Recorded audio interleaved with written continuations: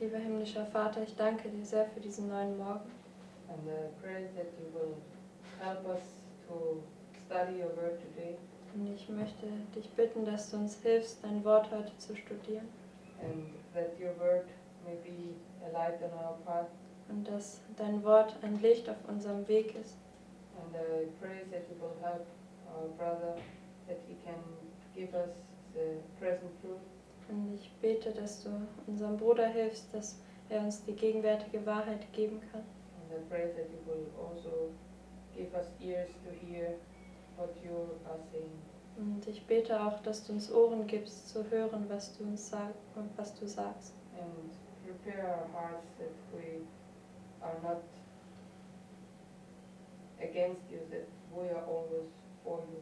Und vorbereite unsere Herzen, dass wir nicht gegen dich sind, sondern immer für dich. And I pray this in Jesus' name. Und ich bete das in Jesu Namen. Amen.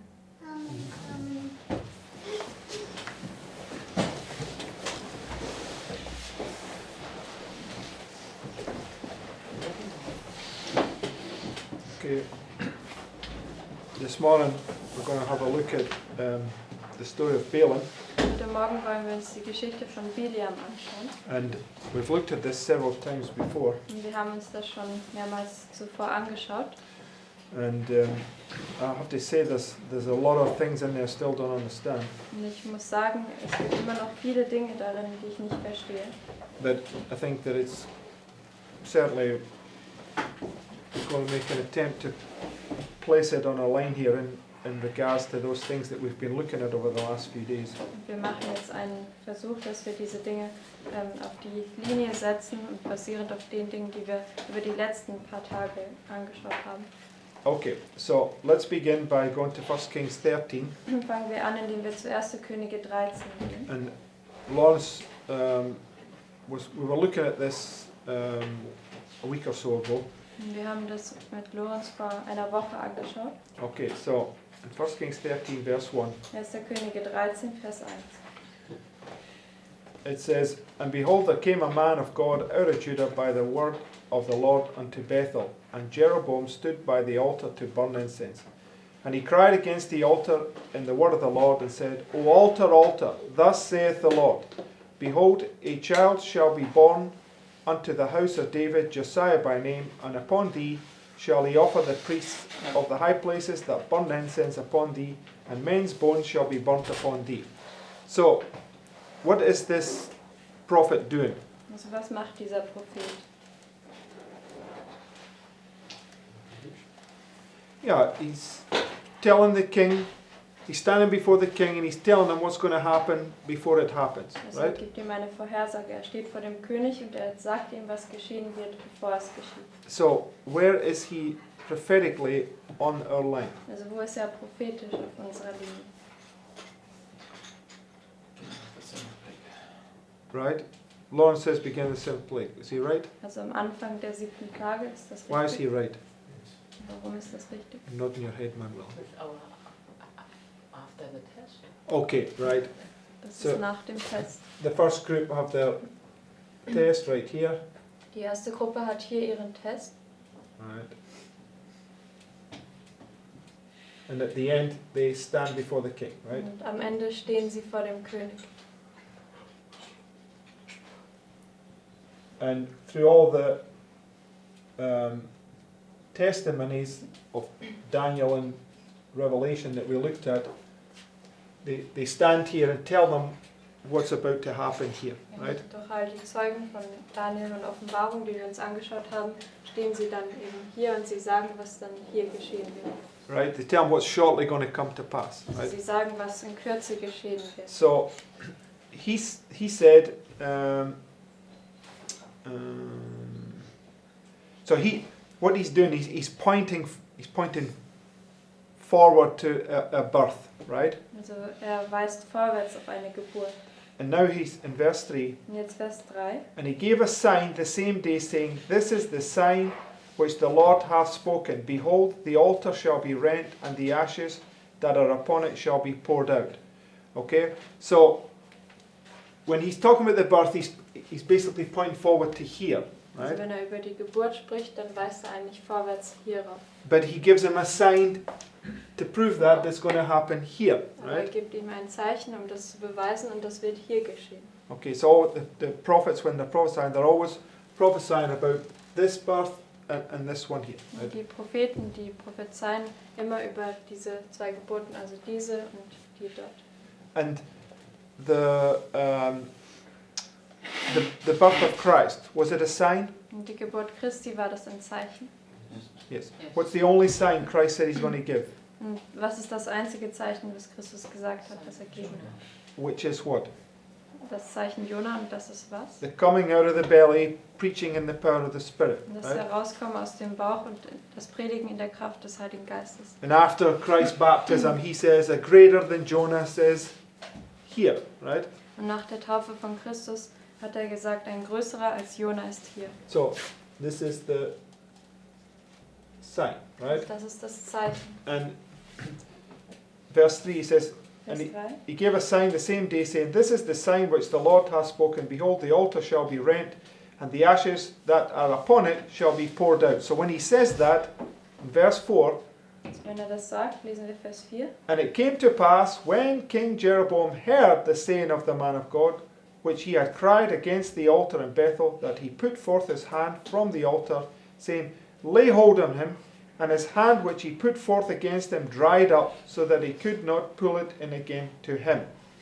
The altar also was rent, and the ashes poured out from the altar, according to the sign which the man of God had given by the word of the Lord. So, he stands before the king, tells him what's going to happen. The king then reacts and goes to put his hand towards him, but he can't, right? Also er steht dann vor dem König, sagt ihm, was geschieht, und der König reagiert dann und er möchte seine Hand ausstrecken, um ihn zu ergreifen, aber er kann es nicht. And then the altar rents, just like he says it was going to, Und right? dann zerreißt der Altar, so wie er ihm auch gesagt hat, dass es geschehen wird. Okay, so, verse 6. Vers 6. And the king answered and said unto the man of God, Entreat now the face of the Lord thy God, and pray for me that my hand may be restored me again. And the man of God besought the Lord, and the king's hand was restored him again, and became as it was before. So what's this prophet now able to do? Also was ist der Prophet jetzt in der Lage zu tun? He's able to do, he has power to heal, right? Er hat jetzt Kraft zu heilen. He's a restorer. Er ist jetzt ein Wiederhersteller. Okay, so he's now on Christ's stead, right? Also er ist jetzt an Christi Stelle. Verse 7. Vers 7. And the king said unto the man of God, Come home with me and refresh thyself, and I will give thee a reward. And the man of God said unto the king, If thou wilt give me half thine house, I will not go in with thee, neither will I eat bread nor drink water in this place. For so was it charged me by the word of the Lord, saying, Eat no bread, nor drink water, nor turn again by the same way that thou camest. So he went another way, and returned not by the way that he came to Bethel. Okay, so this prophet is give the prediction comes true, and now he's heading forward on his journey, right? Also dieser Prophet, der gibt eine Vorhersage, die Vorhersage trifft ein, und jetzt geht er vorwärts auf seine Reise. Okay, verse 11. Vers 11. Now there dwelt an old prophet in Bethel. So who is this guy? Also wer ist, Prophetically speaking, who is he? wer ist das? Prophetisch gesprochen.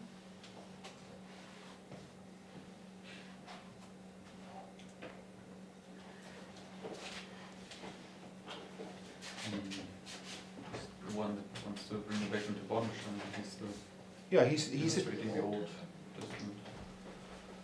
okay. Yeah, he might be else, but that's not what I'm asking. He's the tempter, right? He's a false prophet that wants to tempt you away from the path of truth, right? Also er ist der Versucher, er ist ein falscher Prophet, der dich jetzt von dem Weg der Wahrheit weg versuchen will. Okay, so we have, according to Matthew 24, we have false prophets here. Also gemäß Matthäus 24 haben wir falsche Propheten hier, false prophets here, und falsche Propheten hier, and false prophets here. falsche Right? Propheten hier. Right? We've been looking at this, right?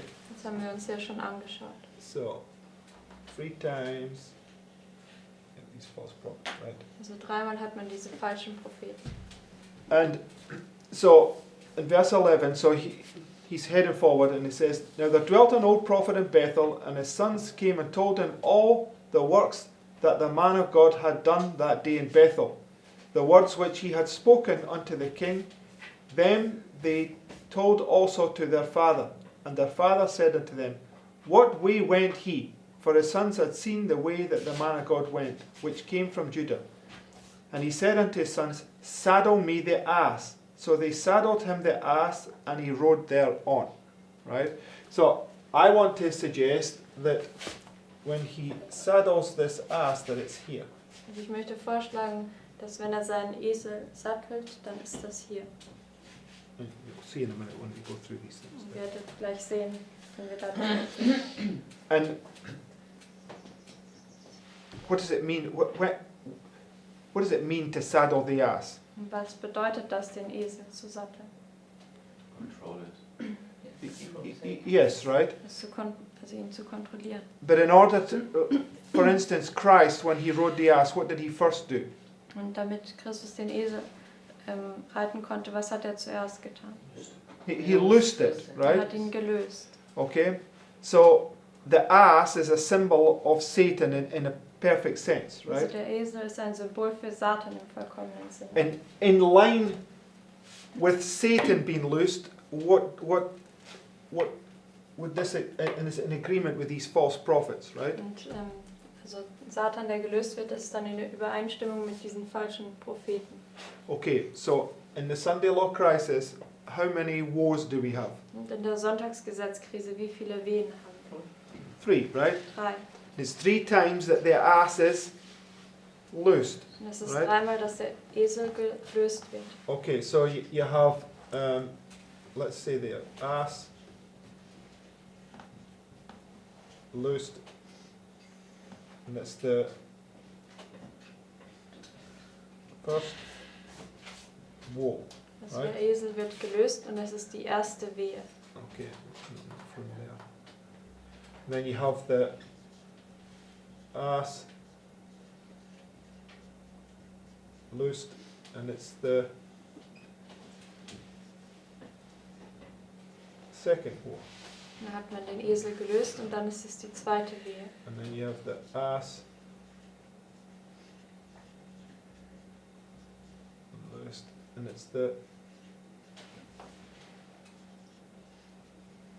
third woe, right? Und dann ist wieder der Esel gelöst, die dritte Wehe. So 3 times the ass is loosed. Also right? dreimal wird der Esel gelöst. It's loosed but restrained, loosed again but restrained, and then he's fully loosed, right? Also er ist hier gelöst, aber zurückgehalten, hier wieder gelöst und zurückgehalten und am Schluss ist er dann völlig gelöst. Okay, so back to verse 13. Zurück zu Vers 13. And he said unto his son, Saddle me the ass. So they saddled him the ass, and he rode thereon. And he went after the man of God, and found him sitting under an oak. And he said unto him, Art thou the man of God that camest from Judah? And he said, I am. Then he said unto him, Come home with me, and eat bread. And he said, I may not return with thee, nor go in with thee, neither will I eat bread, nor drink water with thee in this place. For it was said to me by the word of the Lord, Thou shalt eat no bread, nor drink water there, nor turn again to go by the way that thou camest. He said unto him, I am a prophet also, as thou art. And an angel spake unto me by the word of the Lord, saying, Bring him back with thee into thine house, that he may eat bread and drink water. But he lied to him. So if he lied to him, whose spirit is controlling him? Also wenn er ihn angelogen hat, wessen Geist hat ihn kontrolliert? Satan, right? Satans Geist. So he's one of these. Just go to 2 Corinthians chapter 11, Gehen wir zu 2. Korinther 11. verse 13. 2. Korinther 11, Vers 13.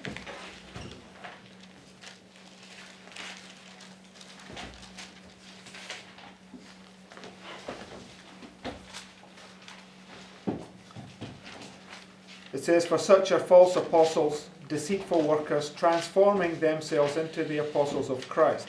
And no marvel, for Satan himself is transformed into an angel of light. Therefore it is no great thing if his ministers also be transformed as the ministers of righteousness, whose end shall be according to their works." Right? So it's Satan's ministers. Right? Sie sind Satans Diener. So this guy here, this old prophet, is a tempter, right? Also dieser alte Prophet, das ist ein Versucher. So he came to tempt the true prophet away from the right path, Also right? kam, den wahren Propheten zu versuchen, dass weggehen würde vom richtigen Pfad. Verse 16. Vers 16, wieder in 1. Könige 13. And he said, "I may not return with thee, nor go in with thee, neither will I eat bread, nor drink water with thee in this place. For it was said to me by the word of the Lord, Thou shalt eat no bread, nor drink water there, nor turn again to go by the way that thou camest." He said unto him, "I am a prophet also as thou art." Okay, I've already read this, excuse me, sorry. Verse 19, excuse Also me. gehen wir jetzt zu Vers 19. So he went back with him and did eat bread in his house and drank water. And it came to pass, as they sat at the table, that the word of the Lord came unto the prophet that brought him back. So where's he sitting? Also wo sitzt er? Jezebel's Yes. table, right? An Isabels Tisch. Okay. So, and he cried unto the man of God that came from Judas, saying, "Thus saith the Lord, forasmuch as thou hast disobeyed the mouth of the Lord, and hast not kept the commandment which the Lord thy God commanded thee, but camest back and hast eaten bread and drunk water in the place of the which the Lord did say to thee, Eat no bread and drink no water, thy carcass shall not come into the sepulchres of thy fathers." And it came to pass, after he had eaten bread, and after he had drunk, that he saddled for him the ass. Right? Next way, Mike. Also Right? die nächste Wegmarke. So, I'm just going to write here, saddles the ass. Also Right? sattelt wieder den Esel. Okay, every time the ass is saddled, it's marking a point where it's also loose. Also Right? jedes Mal, wenn der Esel gesattelt wird, markiert es auf den Punkt, wenn er gelöst ist. Okay, it says, verse 24. Vers 24. And when he was gone, a lion met him by the way and slew him, and his carcass was cast in the way, and the ass stood by it, and the lion also stood by the carcass. Now, I don't profess to understand why this lion is slaying him here. That's another thought, right? Ich gebe jetzt nicht vor zu verstehen, was es bedeutet, dass der Löwe ihn hier erschlägt, aber das ist ein anderer Gedanke. Because if you go to 1 Kings chapter 20, I'll just show you a principle here. We were looking at this last night. Also gehen wir zu 1. Könige 20, um ein Prinzip anzuschauen. Das haben wir uns auch gestern Abend angeschaut. To verse 36. Das 1. Könige 20, Vers 6, 35, right? Vers 35. Just read 35 and 36. Lesen wir 35 und 36. It says, "And a certain man of the sons of the prophets said unto his neighbour in the word of the Lord, Smite me, I pray thee. And the man refused to smite him. Then said he unto him, Because thou hast not obeyed the voice of the Lord, behold, as soon as thou art departed from me, a lion shall slay thee." Right? So why is the lion slaying him? Warum erschlägt ihn der Löwe? Because he didn't obey God's voice. Weil er Right? nicht Gottes Stimme gehört hat So oder gehorcht hat. that's another whole study in itself, right? Und das ist ein weiteres Studium für sich selbst. Okay, so I'm not so much dealing with that today because I don't know that I fully understand it. Also heute behandeln wir das nicht, weil ich glaube nicht, dass ich das so vollständig verstehe. But what I want to say is that he gets slain in here. Und was ich sagen will, ist, dass er hier drin erschlagen wird. And show you why I think this in a minute. Und ich werde euch zeigen, warum ich das denke. Because firstly, as soon as he saddles the ass and sets off, he gets slain, right? Weil sobald er eben den Esel sattelt und losreitet, wird er dann erschlagen. Okay, not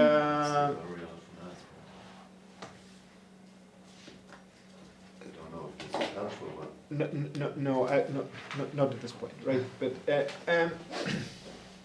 So, verse 25. Also lesen wir Vers 25. And behold, men passed by and saw the carcass cast in the way, and the lion standing by the carcass.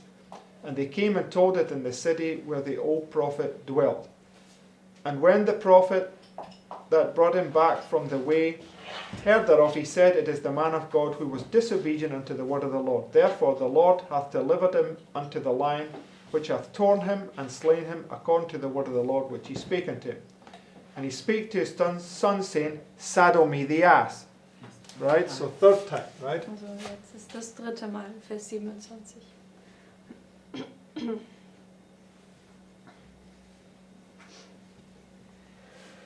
Okay, and they saddled him. And he went and found his carcass cast in the way, and the ass and the lion standing by the carcass. The lion had not eaten the carcass, nor torn the ass. And the prophet took up the carcass of the man of God, and laid it upon the ass, and brought it back. And the old prophet came to the city to mourn and to bury him.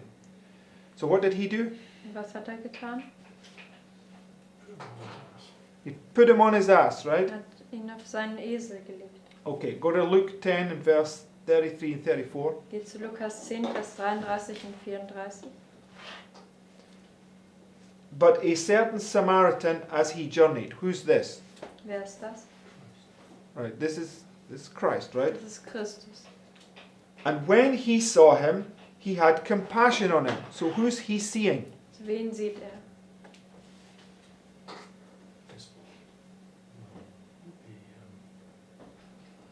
Who is Christ looking at in the story? Also in der Geschichte. Sorry? Don't mix it. Just I'm asking from this story, who is Christ seeing? Also in dieser Geschichte, wen sieht Christus? In the story of this Good Samaritan, who does Christ, this Samaritan here, who does he see? Also in dieser Geschichte vom guten That's Samariter. not what I'm asking. He sees a man lying in the ditch, right? Also er sieht einen Mann, der in der Grube liegt. And what happened to that man? Was geschah mit diesem Mann? Robbed and beaten up. He got robbed by the robbers, right? Also er wurde von den Räubern beraubt. So he has compassion on him. So what does this mark in this point right here? Also er hat jetzt Mitleid mit ihm und was markiert denn dieser Punkt? Revelation. Yeah, Christ passes him by, right? Die Offenbarung, weil Christus geht an ihm vorüber. So when he comes to heal, right? Wenn er kommt, um zu heilen. Right? So he heals him, puts him on his own beast, and takes him to the inn, right? Also er heilt ihn und er setzt ihn auf sein Tier und bringt ihn in die Herberge. It says, and went to him and bound up his wounds, pouring in oil and wine, and set him on his own beast. Because Christ is your only means to be healed, right? Weil Christus ist dein einziges Mittel, um geheilt zu werden. But this old prophet comes to the man that he deceived, and he counterfeits it, right? He picks him up and puts him on his ass. Und dieser alte Prophet, er kommt zu dem Mann, den er verführt hat, und er fälscht es und setzt ihn auf seinen Esel. Can he heal him? Kann er ihn heilen? No. Nein. What does he do? Was macht er? He buries him, Er right? begräbt ihn. Yes. Okay, so you can see, this is why I'm saying that it's here that he dies, and here that is this false prophet comes to him and counterfeits the work of Christ, right? Also deswegen sage ich eben, dass er hier stirbt und hier ist es, wo dieser falsche Prophet dann kommt und das Werk Christi fälscht. Okay, so I'm just trying to follow the pattern, right? Also ich versuche einfach nur dem Muster zu folgen. Okay, so now go to Matthew 4 and verse 3. Geht jetzt zu Matthäus 4 und Vers 3. It says, and when the tempter came to him, he said, if thou be the Son of God, command that these stones made bread. And the tempter is Satan. It's represented through these false prophets, Und right? der Versucher ist Satan, er wird dargestellt durch diese falschen Propheten. So therefore, you have, the tempter comes here. Deswegen hier kommt der Versucher. That's what we saw with this false prophet. Das haben wir gesehen mit diesem falschen Propheten. Tempter comes here. Der Versucher kommt hier. And lastly, the tempter comes here. Und zuletzt kommt dann noch der Versucher hier. Right? Every time you have a time of trouble, Christ always marks false prophets rising up. Und Right? jedes Mal, wenn eine Zeit der Trübsal ist, dann markiert Christus, dass falsche Propheten aufkommen. Right? We see the pattern is clearly laid out there for us. Also Right? können wir sehen, wie das Muster uns klar ausgelegt wird. Okay, now go to Genesis 22. We're going to look at Abraham. Schauen wir uns jetzt 1. Mose 22 an, über Abraham. It says, and it came to pass after these things that God did what? Was hat Gott getan? Tempt Abraham, right? Er hat Abraham versucht. Now it says that the Lord doesn't tempt any man, Und right? es sagt, dass der Herr niemanden versucht. So he's basically allowing Satan to tempt him, Also right? er erlaubt jetzt Satan, dass er ihn versucht. It came to pass after these things that God did tempt Abraham and said unto him, Abraham. And he said, Behold, here I am. And he said, Take now thy son, thine only son Isaac, whom thou lovest, and get thee into the land of Moriah, and offer him there for a burnt offering upon one of those mountains which I will tell thee of. And what did Satan try to do? Und was hat Satan versucht zu tun? Well, we're all familiar with this story. What did Satan try to do to Abraham? Wir sind ja mit der Geschichte vertraut. Was hat er versucht mit Abraham zu tun? Yeah, to doubt the word of the Lord, Dass er right? das Wort des Herrn anzweifelt. That God didn't really mean to take his only son and slay him, right? Dass Gott es nicht wirklich gesagt hat oder gemeint hat, dass er seinen einzigen Sohn nehmen soll und ihn umbringen soll. Okay. Verse 3. Vers 3. And Abraham rose up early in the morning and saddled his ass, right? So we understand that this is marking this point right here, Er right? hat den Esel gesattelt und wir verstehen, dass das dann hier diesen Punkt markiert. Okay. And Like he did it himself with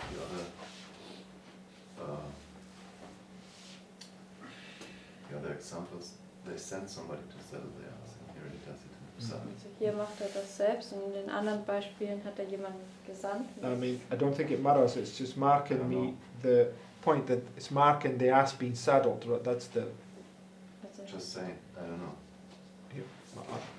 I get your point. Christ also sent 2 disciples Yes. to loose the ass for him, right? But also Christus hat ja auch 2 Jünger gesandt, um den Esel für ihn zu lösen. Ich glaube, das kommt nicht drauf an, das markiert einfach den Punkt, wo der Esel gesandt wird. okay, and okay, where were we? Right. So, and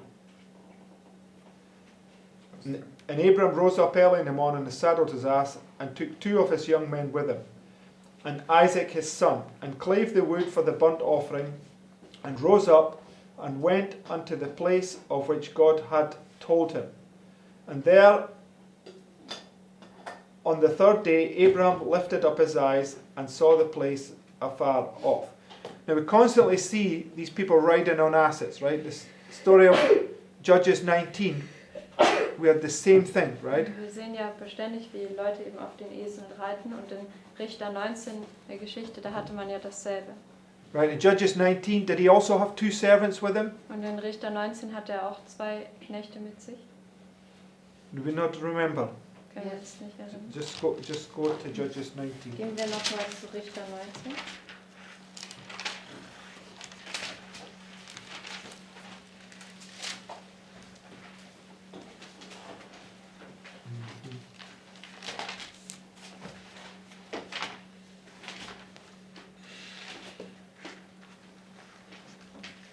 Oh no, it's actually slightly different. He has one servant with him, but he has takes his concubine with him. Also hier hat er einen Knecht mit sich, aber später nimmt er noch seine Nebenfrau mit sich. Yes. Verse 3. Also Vers 3. Her husband arose and went after her to speak friendly to her and to bring her again, having his servant with him and a couple of asses. Okay, and then if you go to verse 10, So Richter 19, Vers 3 haben wir gelesen und jetzt Gehen wir zu Vers 10. But the man would not tarry that night, and he rose up and departed, and came over against Jebus, which is Jerusalem, and there were with him 2 asses saddled. His concubine also was with him. Right, so his concubine and his servant. Also seine Nebenfrau und sein Knecht. Yeah. Close the mouse.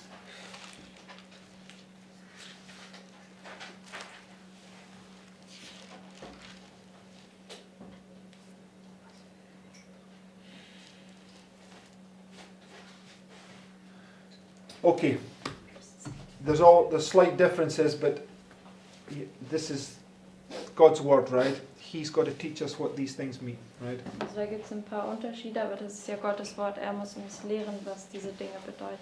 Okay, so anyway, you'll see this pattern here that is the same in a moment, right?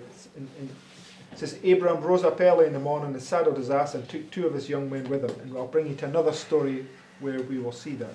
Also 1. Mose 22, Vers 3 haben wir nochmal gelesen und wir werden jetzt zu einer weiteren Geschichte gehen, wo wir das sehen werden. It says, and Isaac his son, and clave the wood for the burnt offering, and rose up, and went into the place which God hath told him. Then on the 3rd day, Abram lifted up his eyes. Right? So it was 3 days' journey. Right? Also eine 3-tägige Reise. So you have 1, 2, 3, and the 3rd day brings them to this final test. Also Right? 1, 2, 3 und der 3. Tag führt ihn zu dem finalen Test.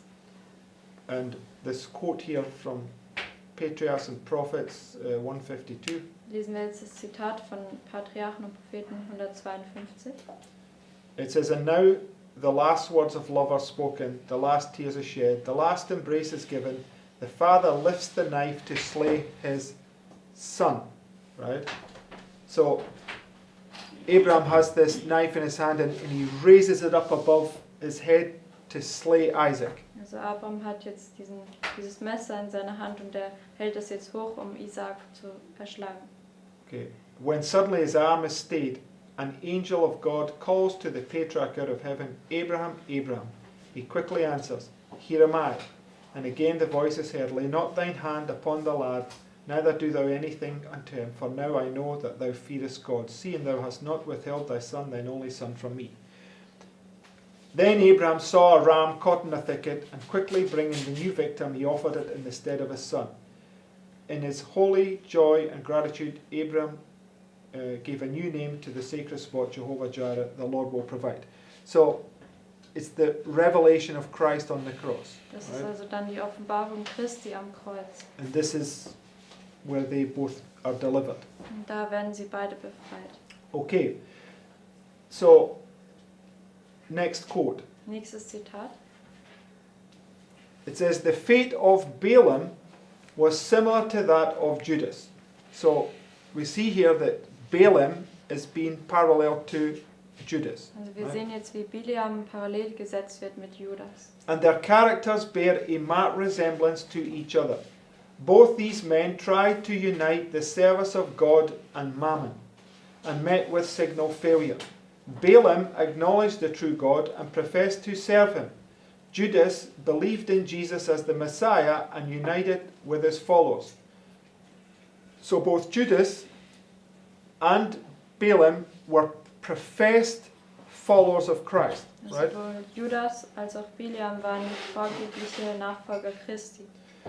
But Balaam hoped to make the service of Jehovah the stepping stone to the acquirement of riches and worldly honour. And failing in this, he stumbled and fell and was broken. Judas expected by his connection with Christ to secure wealth and promotion in that worldly kingdom which, as he believed, the Messiah was about to be set up. The failure of his hopes drove him to apostasy and ruin. Both Balaam and Judas had received great light. So, who would both Balaam and Judas represent? Also wer würde dann Bileam und Judas beide darstellen?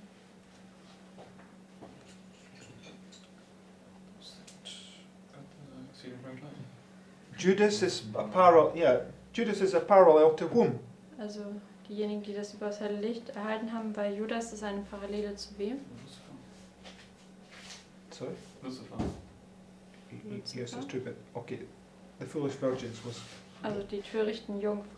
right. She parallels the wheat and tares, or the tares with Judas and the foolish virgins, right? Also sie setzt das Unkraut mit Judas parallel und mit den törichten Jungfrauen. Okay, and the parable of the 10 virgins begins here, Und right? das Gleichnis der 10 Jungfrauen, das fängt ja hier an. So the disobedient prophet receives the exceeding bright light here, and he sets forward just like the parable of the 10 virgins, right? Also der ungehorsame Prophet, er erhält hier das überaus helle Licht und er geht dann vorwärts, so wie auch in dem Gleichnis von den 10 Jungfrauen. Right? But he got deceived in here, right? Aber er wurde dann hier drin verführt.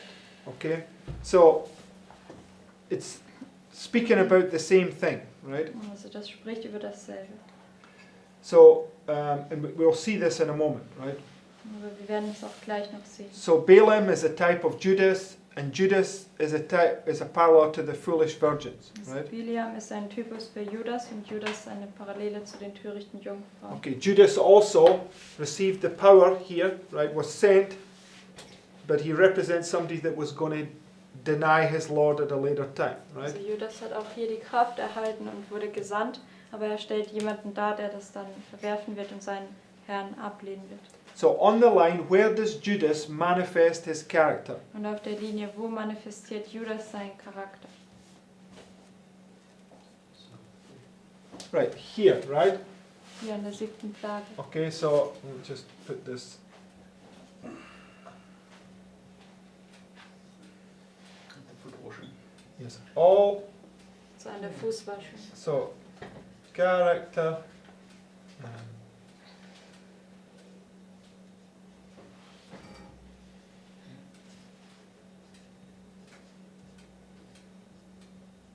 Was dann E? Oh, yes. Yes, thank you.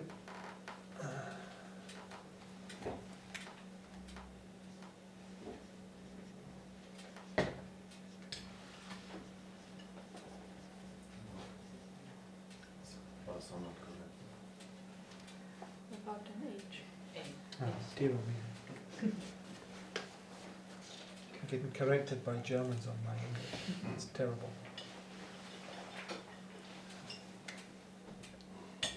Also der Charakter wird manifestiert. Okay, there we go, right? So, all character is manifested at this point, right? Also jeglicher Charakter wird in diesem Punkt manifestiert. So, it's marking Judas here, right? Das markiert Judas hier. So, what I want to suggest is, because Judas is also Balaam, that this is also where Balaam's going to manifest his character, Was right? ich vorschlagen möchte, weil Judas ja auch Bileam ist, dass auch Bileam hier seinen Charakter manifestieren wird. Okay, so,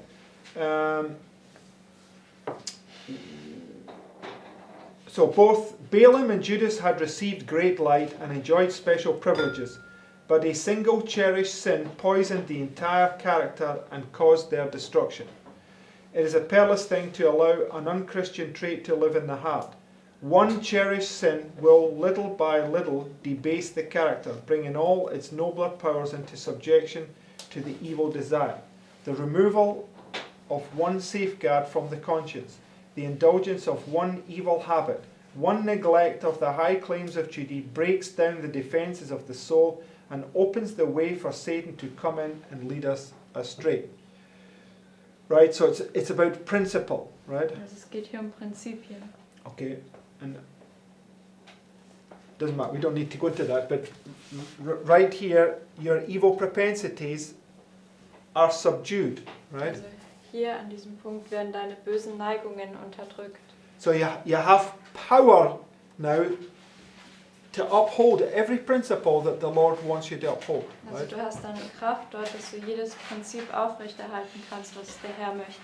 Okay, it's only by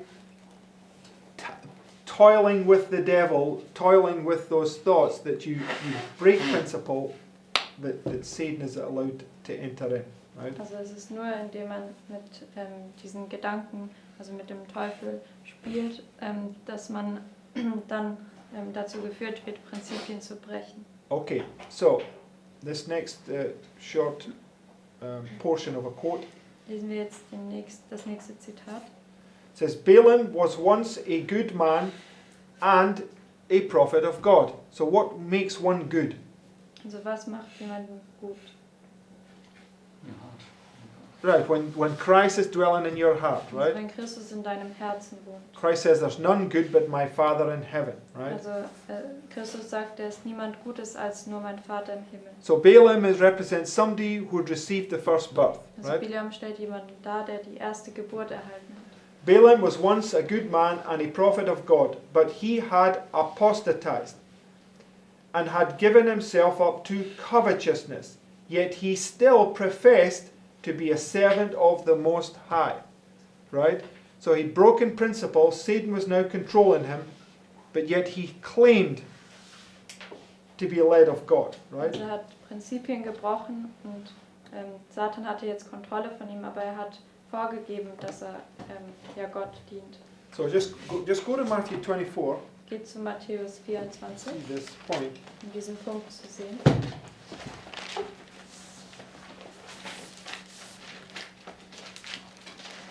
Verse 4. Matthäus 24, Vers 4. It says, And Jesus answered and said unto them, Take heed that no man deceive you. For many shall come in my name, saying, I am Christ, and deceive many. Right? They'll say that they're the anointed ones, that they are a prophet, and they're going to deceive many. Sie Right? werden sagen, dass sie die Gesalbten sind, dass sie ein Prophet sind und sie werden viele verführen. So if Balaam was once a prophet, Als Bileam einst ein Prophet war, what's another name for that? was ist ein weiterer Name dafür? No, that's a bad question. He's an old prophet, right? Also wenn er einmal ein Prophet war, ist er jetzt ein alter Prophet. Just like this other man, right? So wie auch dieser andere Mann. Right? So the old prophet came here and saddled his ass, Also der right? alte Prophet, der kam ja hier an und hat seinen Esel gesattelt. He's these false prophets that are marked right there. Be careful that no man deceives you, right? Also diese falschen Propheten, wo es sagt, seid vorsichtig, dass euch niemand verführt. And the saddling of the ass, at least we understand, is you're claiming that you have power over Satan, right? Wie wir das verstehen, ist das Satteln des Esels, dass du behauptest, Kraft über Satan zu haben. So it's this false outward display, Also right? das ist eine falsche äußerliche Darstellung, Okay. zur Schaustellung. Right. So Balaam is like a parallel to this old prophet, Also right? Bileam ist wie eine Parallele zu diesem alten Propheten. Okay. So let's go to Numbers 22, the story of Balaam. Gehen wir zu 4. Mose 22, die Geschichte von Bileam. It says, And the children of Israel set forward and pitched in the plains of Moab on this side of Jordan by Jericho. So when they pitched by Jordan, what were they just about to do? Also wenn sie beim Jordan gezeltet hatten, was waren sie jetzt kurz zuvor zu tun? Kurz Right. davor. Yes, they're just about to enter the land. Sie waren Right. kurz davor, das Land einzutreten. Okay, and I want to suggest that that's right here, right? Und ich möchte vorschlagen, dass das dann eben hier ist. Because that's where we are in our time, right? Weil da sind wir ja in unserer Zeit. And we know that this right here is the final test, right? Wir wissen, dass das hier dann der finale Test ist. Okay, so let's read on.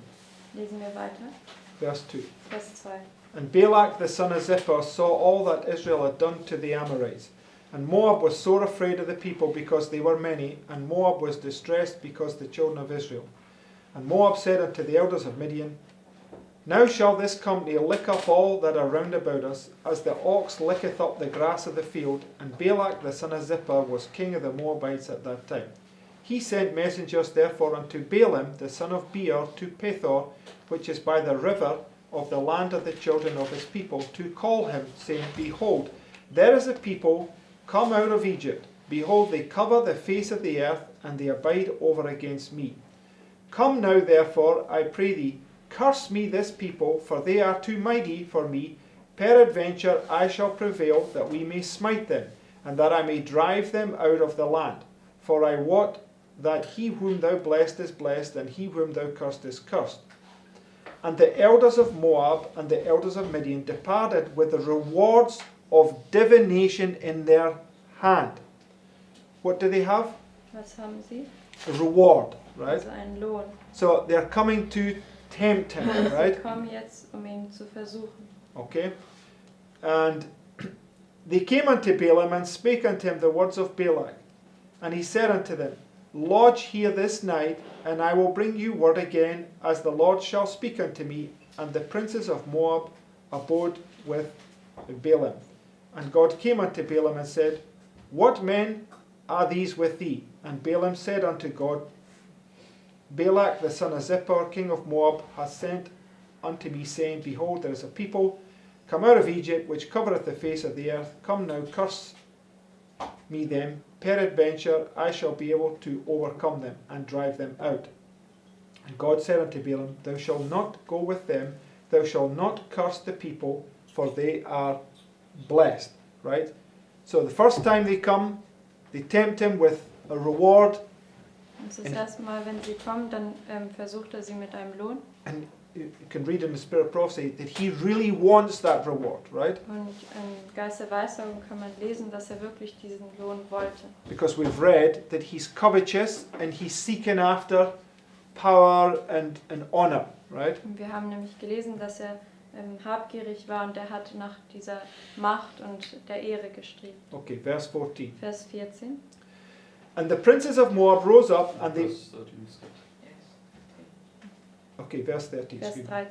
13. And Balaam rose up in the morning and said unto the prince of Balak, Get you into your land, for the Lord refuseth to give me leave to go with you. And the princes of Moab rose up, and they went unto Balak and said, Balaam refuseth to come with us. And Balak sent again princes more and more honourable than they. So what is now happening? Was geschieht jetzt? The temptation is increasing, right? Also die Versuchung nimmt zu. Now, when Christ was in the Garden of Gethsemane here, right? Und als Christus im Garten Gethsemane war, 3 times he says, watch and pray, da hat right? dreimal gesagt, wachet und betet. And when we read yesterday, he came to them and says, can you not watch with me for 1 hour, right? Und als wir das gestern gelesen haben, da hat er gefragt, könnt ihr nicht für mich, also mit mir 1 Stunde wachen? Okay, then he goes back again. Dann geht er wieder zurück. And it says when he goes back the second time, it says the temptation was greater than it was before. Und das Right. sagt, dass er das zweite Mal zurückging, da war die Versuchung noch größer als zuvor. So, I want to suggest that this temptations are taking place in here, Also right? ich möchte vorschlagen, dass diese Versuchungen hier drin stattfinden. Okay, and this temptation now coming to Balaam is greater than the first one, right? Und diese Versuchung, die jetzt zu Bileam kommt, die ist noch größer als die erste. So, and Balak sent again princes more and more honourable than they. And they came to Balaam and said to him, Thus saith Balak the son of Zippor, Let nothing, I pray thee, hinder thee from coming unto me. For I will promote thee unto very great honour. And I will do whatsoever thou sayest unto me. Come therefore, I pray thee, curse me this people. It's like when you're going to buy something online, you look at it, right? And then you think, no, I'm not going to do that. And all of a sudden this pop-up comes saying, is it too expensive for you? Would you like us to give you it a little bit cheaper? They're like tempting you to buy this thing. And you're like, get lost, right? Also das ist wie wenn man online irgendwas kaufen will und dann denkt man sich, nein, das ist zu teuer, das kaufe ich nicht. Und dann kommt später nochmal so ein Pop-up, also so eine Erinnerung und die sagen dann, ja, du kannst es, willst du es billiger haben und dann, ja, ist dasselbe. Right. So always Satan's always works the same way, right? Satan wirkt immer auf dieselbe Art und Weise. Okay. It says, verse 18. Vers 18. And Balaam answered and said unto the servants of Balak, If Balak would give me his house full of silver and gold, I cannot go beyond the word of the Lord my God to do less or more. It's just like the disobedient prophet, right? Das ist genauso wie der ungehorsame Prophet. The disobedient prophet said, I can't come back to your house because the Lord says, you know, I'm not to go back and eat and drink with you, right? Also der ungehorsame Prophet hat gesagt, ich kann nicht mit dir zurückgehen, also zu dir ins Haus gehen, weil ich darf nicht mit dir essen und trinken. So Balaam knew the will of God, right? And he's telling them right here that he knows the will of God. Right? Und Bileam kannte den Willen des Herrn und er hat ihm auch gesagt, dass ihn kannte. So 2 times now he's tempted, right? Also zweimal wird versucht. Verse 20. Vers 20. And God came unto Balaam at night and said unto him, If the men come to call thee, rise up and go with them. But yet the word which I shall say unto thee, that shalt thou do. So he's now given him a last opportunity to go with him, Also right? gibt ihm jetzt eine letzte Möglichkeit, mit ihm zu gehen. But he puts a Condition. condition on it. Says, if they come to you in the morning and call you, then you can go with them, right? Aber er setzt jetzt eine Bedingung und er sagt, wenn sie dich morgen rufen, dann kannst du mit ihnen gehen. And the Lord knew that they wouldn't come and call him in the morning, Und right? der Herr wusste, dass sie nicht rufen, also kommen würden und ihn rufen Okay, würden. let's read this next quote. Lesen wir das nächste Zitat. It says, a second time Balaam was tested. In response to the solicitations of the ambassadors, he professed great conscientiousness and integrity, assuring them that no amount of gold and silver could induce them to go contrary to the will of God. But he longed to comply with the king's request. And although the will of God had already been definitely made known to him, he urged the messengers to tarry that he might further inquire of God, as though the infinite one were a man to be persuaded. Right? So 2 times he's told them that he can't do it. Also Right? zweimal hat er ihnen gesagt, dass er das nicht tun But kann. then he says, tarry and I will ask. Aber Right? dann sagt er, wartet und ich werde jetzt nochmal fragen. In the 9th season, the Lord appeared to Balaam and said, If the men come to call thee, rise up and go with them. But yet the word which I shall say unto thee, that shalt thou do. Thus far the Lord would permit Balaam to follow his own will, because he was determined upon it. He did not seek to do the will of God, but chose his own course, and then endeavoured to secure the sanction of the Lord. There are thousands at the present day who are pursuing a similar course.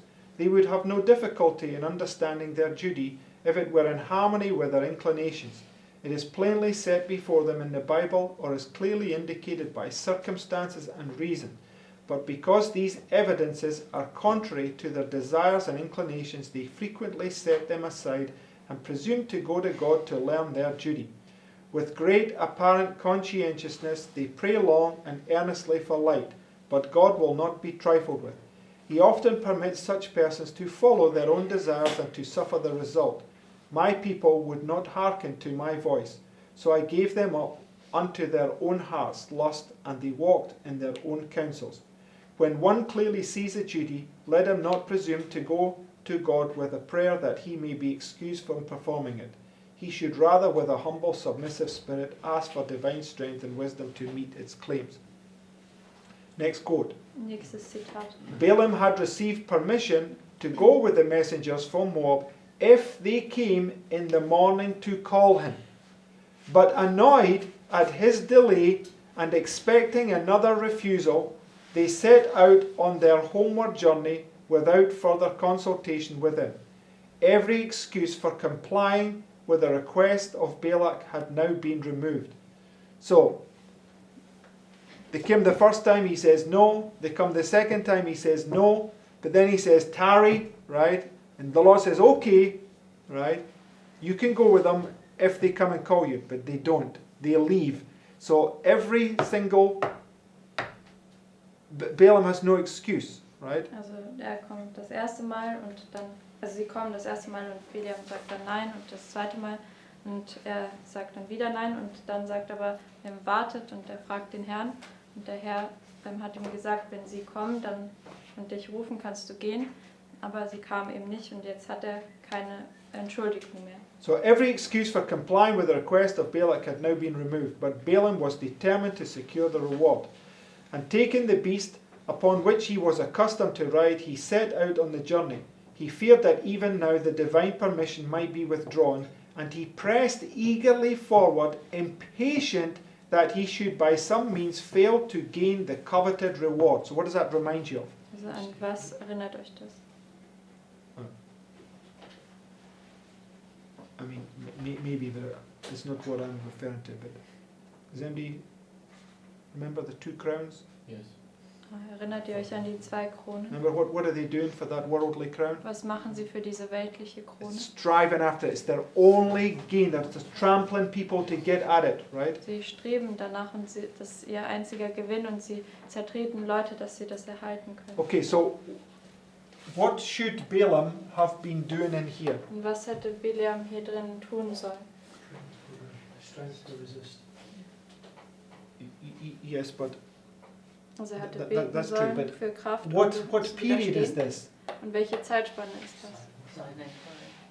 Day and night. Seufzen und Okay, klagen. it's the Day of Atonement, right? Also es ist der Tag Where you der have to Versöhnung. afflict your soul Yes. and confess your sins, Da right? sollst du deine Seelen peinigen und deine Sünden bekennen. But Balaam wasn't doing that work, right? He was doing a work of, rather than putting away the sin that was so easily besetting him, he was coveting it, right? And desiring after it, right? Also, aber Bileam hat dieses Werk nicht getan und der hat, anstatt dass er die Sünde, die uns so leicht umstrickt, abgelegt hat, hat er danach gestrebt und hat es wirklich gewünscht And zu haben. let us not deceive ourselves, brothers and sisters. It's the same devil that comes to us with the same temptations. Und lasst right? uns nicht verführen, Geschwister, weil es ist derselbe Teufel, der zu uns kommt mit denselben Verführungen. So, verse 21. Vers 21. And Balaam rose up in the morning and saddled his ass and went with the princes of Moab. And I want to suggest that that's right here, which would be here, Und right? ich möchte vorschlagen, dass das dann eben genau hier ist, was dann auch hier ist. Right? And it says he's now going to manifest his character, Und er right? wird jetzt seinen Charakter manifestieren. Okay, verse 22. Vers 22. And God's anger was kindled. So when is God's wrath? Wann ist Gottes Zorn? The 7th plague, Die right? 7. Plage. So God's anger. Also Gottes Zorn. Okay, so the wrath of God begins to come there, Also right? der Zorn Gottes fängt jetzt an, dort zu kommen. Yes. So I have a question, because couldn't it be that these 2 temptations are this temptation and then that temptation, because Christ says in Gethsemane, he's basically in an hour of temptation, but then he also says, watch and pray lest ye enter into the hour of temptation. So it's like 1 hour of temptation followed by another. No, because he saddles the ass after it. Do you think it doesn't matter? I mean, it might be that in the sense that it's at the beginning he's giving in to this temptation right away. I don't think so. I think this when he saddles the ass, you've got 3 clear way marks: saddling the ass, saddling the ass, saddling the ass. He did it before this point, right? So. And what I mean is that it's right there at the beginning of this thing, right, that he saddles his ass. Yes. It's like he's not resisting this temptation, but he's giving into it. No, because he's already resisted it when they came to him the second time. He says, "No, I can't come with you, but tarry." So there's a period of time. So you can't. So that's what I'm saying. It's like there's 3 steps in here, right? It is like 2 Thessalonians 2:10. Then God is appearing and it's written there. What's written there, Margaret? Yeah, in 20, verse 20 we read, God appeared to him. Yes? And then it's also in 2 Thessalonians 2:10 that it is delusion he is receiving. Oh, okay. So God sends him strong delusion, right? Yes. Okay. Also in 2. Thessalonicher 2, da steht auch, dass er starke Täuschungen erhält. What is a strong delusion? Und was ist eine starke Täuschung? What does it mean? Was Angel of bedeutet das? light. Sorry? Angel of light. What is strong delusion? That's what I'm asking. Not what you can parallel it with. What is it? Also was ist das? Satan totally controls your mind. It's when you're given over to your lusts, right? Also wenn Satan dich vollständig kontrolliert, wenn du deinen Lüsten übergeben wirst. In Isaiah 60, I think, 60, I think it is. It says, was it 66? It says, I will choose your delusions, right? So he gives you, depending on your heart, he gives you that very thing, right? Und in Jesaja 66 sagt es auch, ich werde eure Täuschungen wählen. Also was abhängig von deinem Herzen wirst du das dann erhalten. Okay, so anyway, so it says, and God's anger was kindled because he went, and the angel of the Lord stood in the way for an adversary against him. So, what's now happening? Also was geschieht jetzt? What is this angel standing in the way? Und was ist dieser Engel, der im Weg steht? We went through this before. Sind wir schon mal zukommen. The what, sorry? No, yes, it's an angel's garden, but what does it represent? Also der Engel, der bewacht, aber was stellt das dar?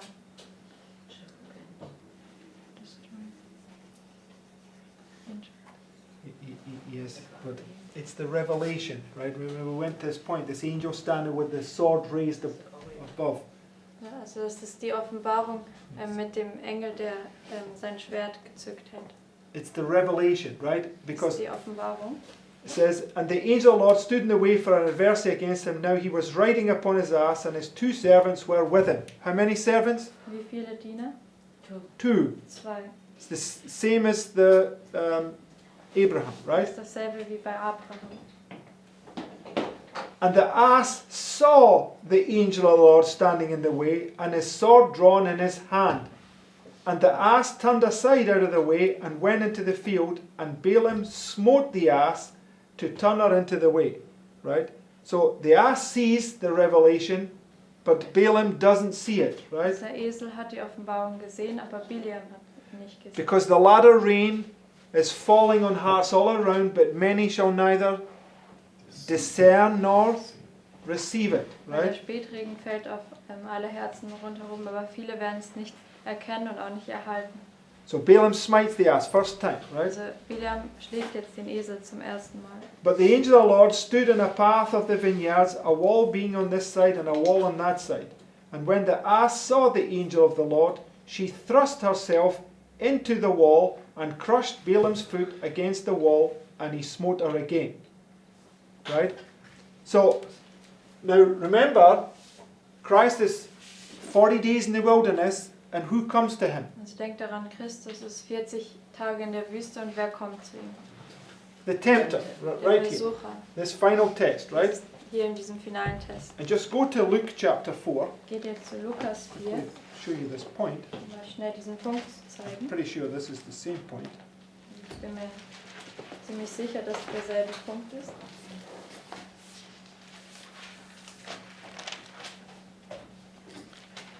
And verse 9. In Vers 9.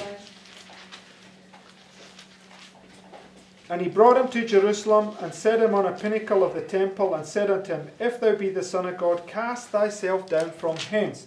For it is written, He shall give his angels charge over thee, to keep thee. And in their hands shall they bear thee up, lest at any time thou dash thy foot against a stone. Right? The angels, he was trying to get him to be presumptuous, right? Bis Vers 11, also hat versucht, dass Christus vermessen wird. He's using this from the Psalms to say that the angels will protect you and prevent you from dashing your foot against a stone, Und er right? benutzt das aus dem Psalm, dass die Engel dich behüten werden, dass du deinen Fuß nicht an einen Stein stößt. Okay, that's in here, Und das ist ja hier drin, in this time in period, right? dieser Zeitspanne. And here Balaam, which is counterfeit, right? Und hier Bileam, der ja eine Fälschung ist, What happens to his foot? was geschieht mit seinem Fuß? It gets crushed against the wall, Es right? wird also bei einer Wand zerquetscht. Okay. And when the ass saw the angel of the Lord, she thrust herself into the wall and crushed Balaam's foot against the wall, and he smote her again, second time, right? Also er schlug sie das zweite Mal. And the angel of the Lord went further and stood in a narrow place where was no way to turn either to the right hand or to the left. And when the ass saw the angel of the Lord, she fell down under Balaam, And Balaam's anger was kindled, and he smote the ass with a staff. And the Lord opened the mouth of the ass, and she said unto Balaam, What have I done unto thee, that thou hast smitten me these 3 times? So, just go to verse 31. Geht jetzt zu Vers 31. Then the Lord opened the eyes of Balaam, and he saw the angel of the Lord standing in the way, and his sword drawn in his hand, and he bowed down his head and fell flat on his face. Right? So, let's go to this spirit prophecy, go to this next quote. Gehen wir jetzt zum Geist der Weissagung, das nächste Zitat. Okay. Furious at being thus hindered in his journey, Balaam answered the beast as he would have addressed an intelligent being. Because thou hast mocked me, I would there were a sword in mine hand, for now I would kill thee. So, he's manifesting that he's a murderer, right? Also manifestiert, dass ein Mörder ist. Here was a professed magician. What is he? Was ist der? A magician, Ein right? Magier. On his way to pronounce a curse upon a whole people with the intent to paralyze their strength, while he had not power even to slay the animal upon which he rode. The eyes of Bileam were now opened, and he beheld the angel of God standing with drawn sword ready to slay him. In terror he bowed his head and fell flat on his face. So what does it represent? Also was stellt das jetzt dar? Yes, why is it a false Eine repentance? falsche Buße. Und warum ist das eine falsche Buße?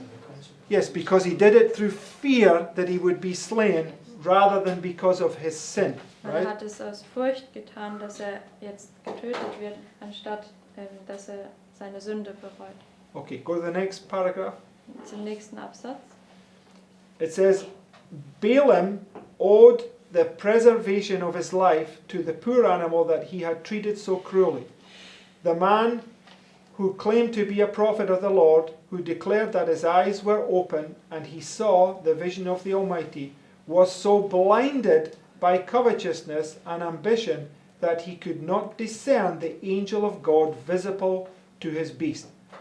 So he did not discern, right, the latter rain. Also hat den Spätregen nicht erkannt. It says they shall neither discern it nor receive it. Es sagt, Right? dass sie es weder erkennen werden noch erhalten werden.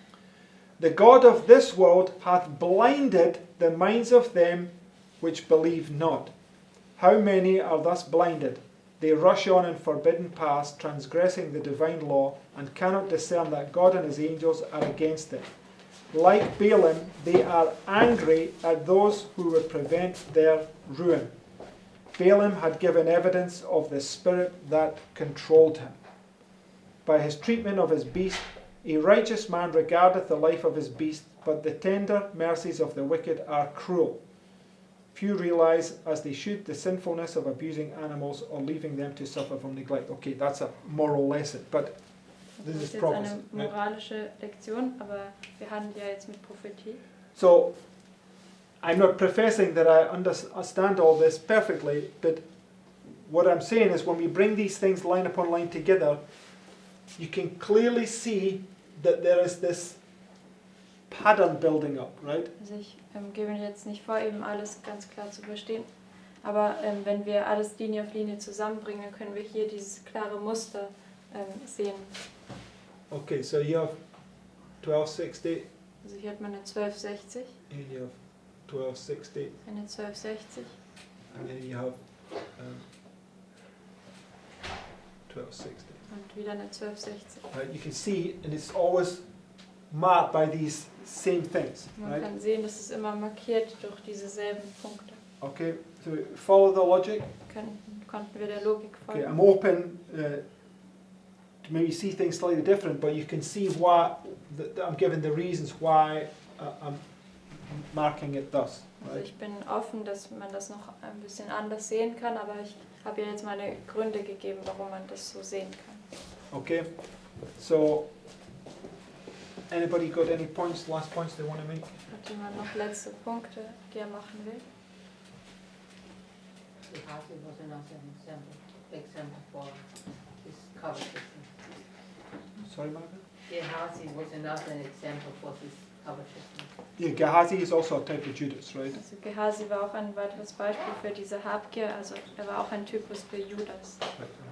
He also died right there. I mean, you can tell that when he came back after that money, he was at the point where he also, his probation closed.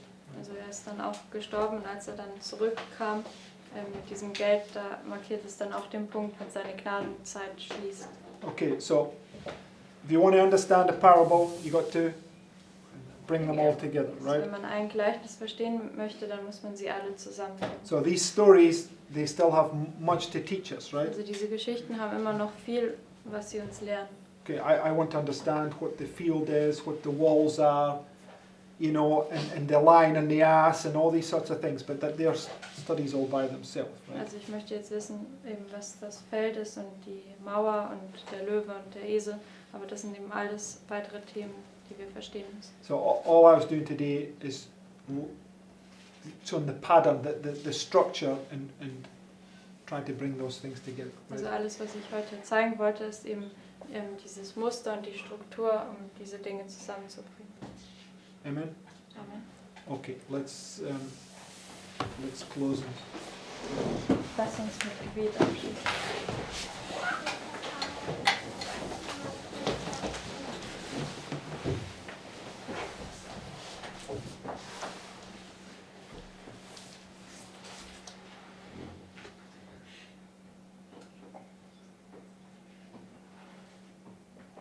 Daniela? Unser himmlischer Vater, wir danken dir diese Morgenandacht Our Heavenly Father, we want to thank you for this morning worship. und bitte hilf uns auch in diesem Tag, And please help us also on this day, dass wir gemäß deinem Willen begehen können, dass wir uns in deiner Prinzipien halten können. that we would go according to your way and that we can stick to your principles.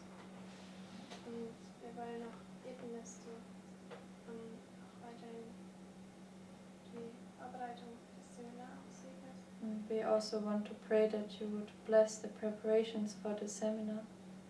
Und bitte sei du auch mit uns und hilf uns, dass wir noch mehr vereint werden können im Glauben.